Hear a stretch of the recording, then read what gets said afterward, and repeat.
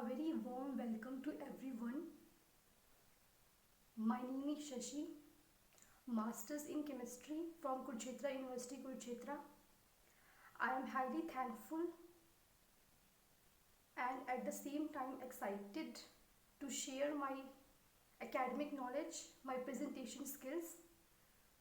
It's a very good opportunity for me.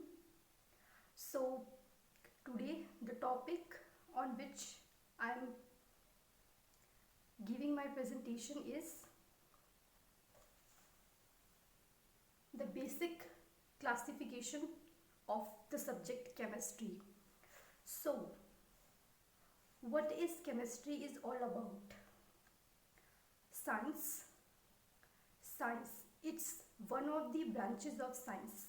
Chemistry is one of the branches of science. Like we have physics, we have chemistry, we have botany, we have geology. Similarly, chemistry is also one of the branches of science.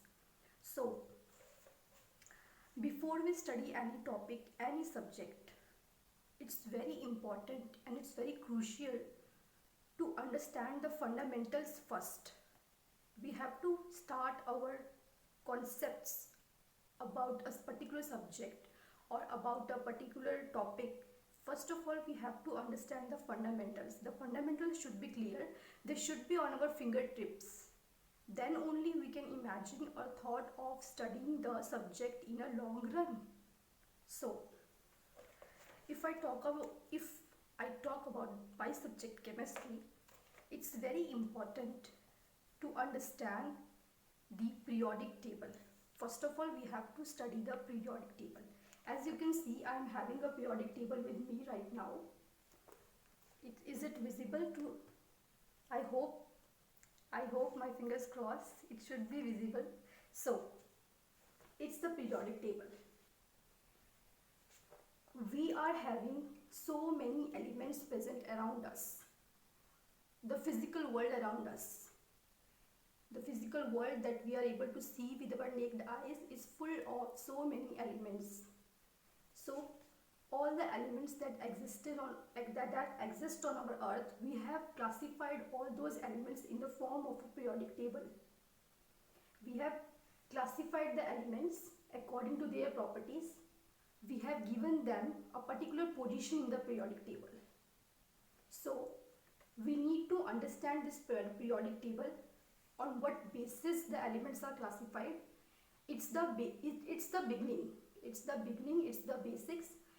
If we are having a good knowledge of this periodic table, then it's very easy for everybody, for each and everybody who wants to learn or who wants to make a career in this branch of science, that is chemistry.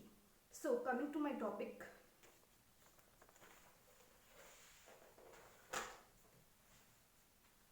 The physical world that we see around us. The physical world that we see around us is basically what? What you think? After all, we are also part of the universe. The planet Earth on which we are living, on which we human beings are surviving, it's also a part of the universe. And we are at present on Earth. So, basically universe is divided into, if we talk about chemistry, the universe is divided into two parts. Number one is matter and energy. Whatever we see around us with our naked eyes, what you can think. If I take my own example right now, I am standing in a room.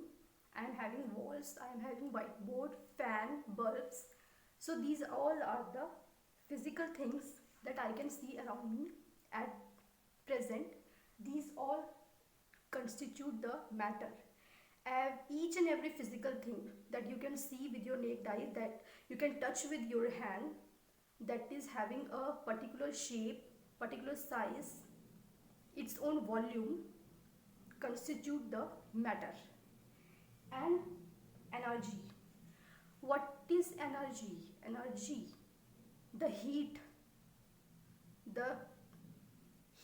that is emitted by a bulb, electric bulb, the heat radiations from the sun, the coldness, all these are the forms of energy which we can feel. We can feel the energy around us, but we cannot see the energy, we cannot touch the energy. So this is the basic difference between matter and energy. Matter we can see, we can touch, but we can only feel about the energy. So this is how the universe is divided into two main parts. Now, this matter, we have classified the matter on the basis of its physical and chemical properties. Physical, if I talk about physical classification, the main classification is it's divided into three states of matter, that are solid, liquid and gases. So how we can distinguish between these three states of matter? I give you some examples.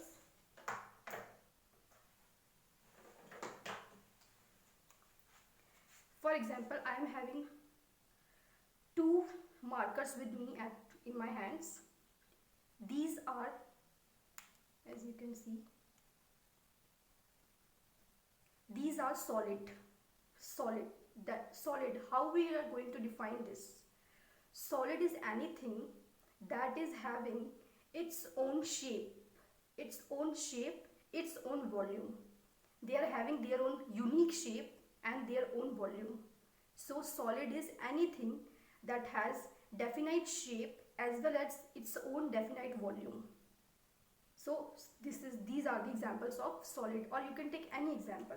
If I take this duster, it's also solid because it's having its own shape, its own definite shape, and it's also as well as it's also having a definite volume of its own.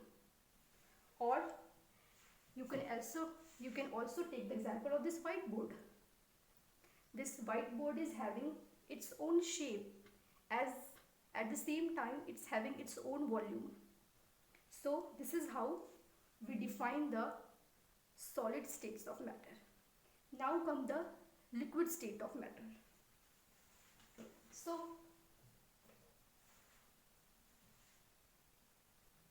if we talk about liquid is that states of matter which is having a definite volume. It's having definite volume, but it's not having a definite shape. Water is not having a definite shape. It takes the shape of the vessel in which we kept the liquid. For example, as right now you can see, I am having two liquid bottles with me. In one bottle I am having water, and in other I am having some chemical, some mouthwash, I think, yes, mouthwash. So these two are liquid, but they are not having their shape. If I am going to open this water bottle and pour this water on a table, it will flow. It will flow and it will fall down from the table. At present it's in this water bottle. It has taken the shape. It has taken the shape of this water bottle. But if I throw this water on a floor or on a table, it will flow and fall down. So that means it's not having its own definite shape. It's only take the volume of the container in which we kept it. So this is the liquid state of matter. Now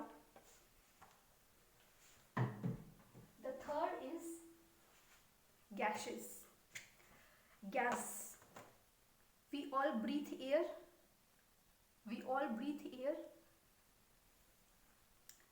So what is air? It's not, we can't see, we can't touch, we can only feel through our breaths, through our nose. So gas is that state of matter that is neither having a definite shape nor a definite volume. For example, I had taken this balloon and I had filled it with air. So air is gas. Air is a gas, that state of matter which is not having shape nor having volume.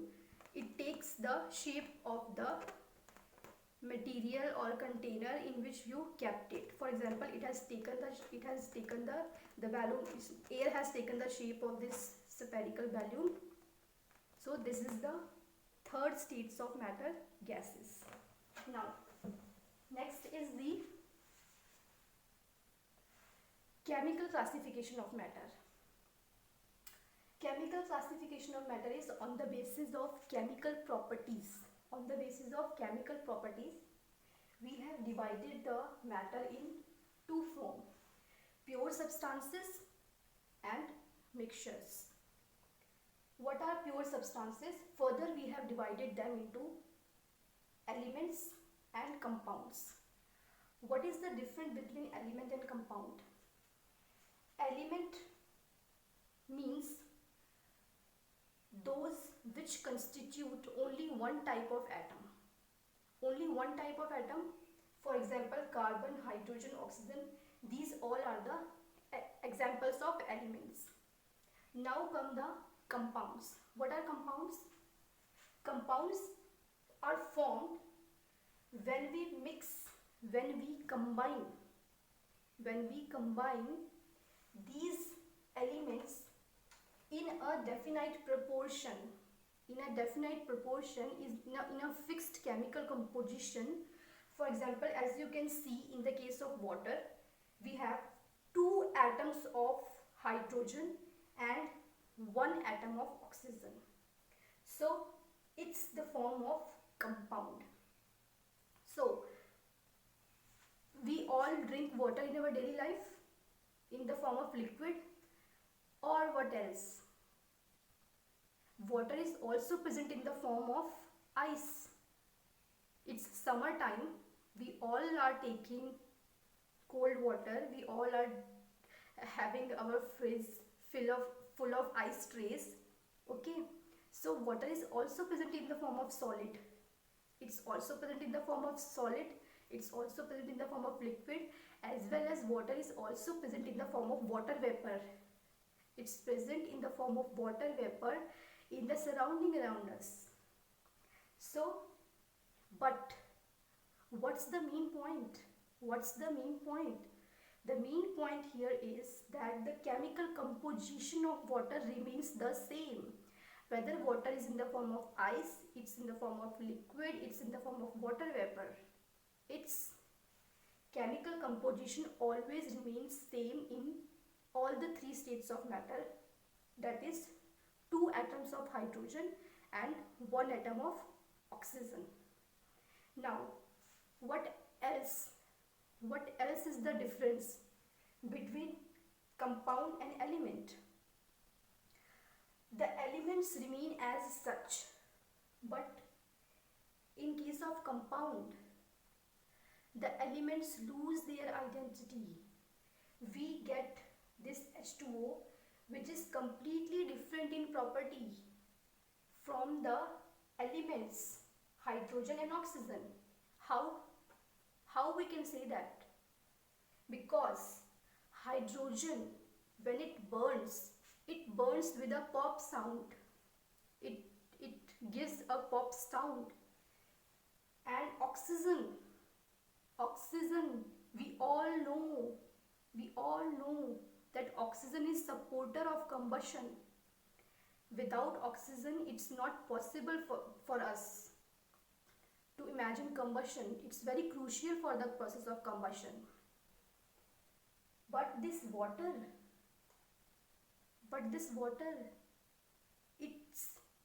water is the most important fire extinguisher. It's summertime. It's peak summertime, and in all the organizations and on the schools, and even now in our homes, we have fire extinguishers installed. So this compound water, it's completely different. It is used as a fire extinguisher. It's used to stop the fire, to control the fire. If in any cases there is an outburst, there is an accident, so it's used as a fire extinguisher. But This oxygen is a supporter of conversion, and this hydrogen burns with a pop sound. So the compound that is formed by the combination of these elements, it's completely different in properties from the elements from which we have obtained this compound. So this is the basic difference between elements and compounds. I hope it's clear to you. So now compounds. Again we have divided or classified compounds into inorganic compounds and organic compounds. What are inorganic compounds? As I told you in the beginning, all these elements in the periodic table, all these elements in the periodic table, these are inorganic.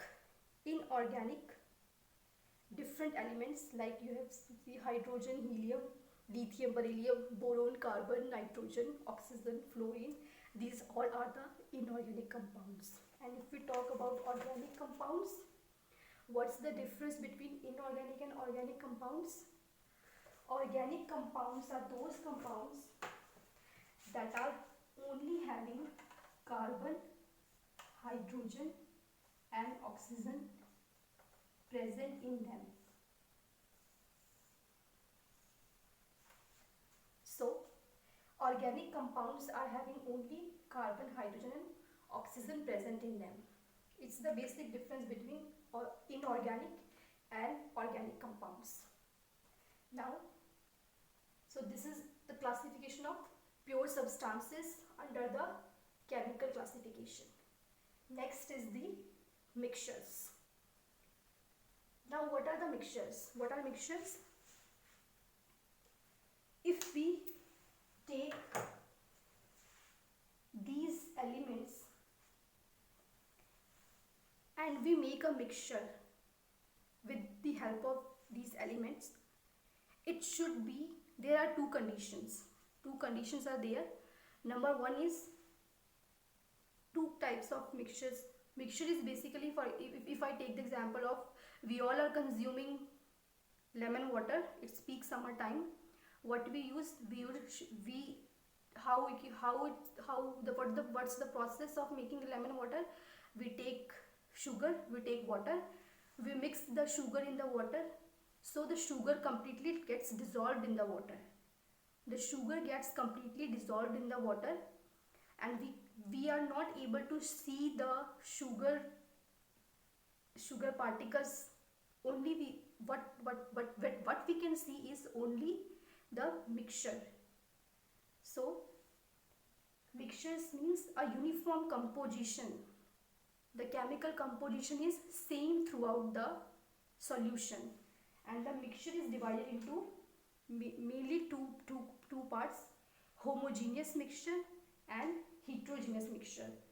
What we understand by the homogeneous mixture means it's having uniform composition.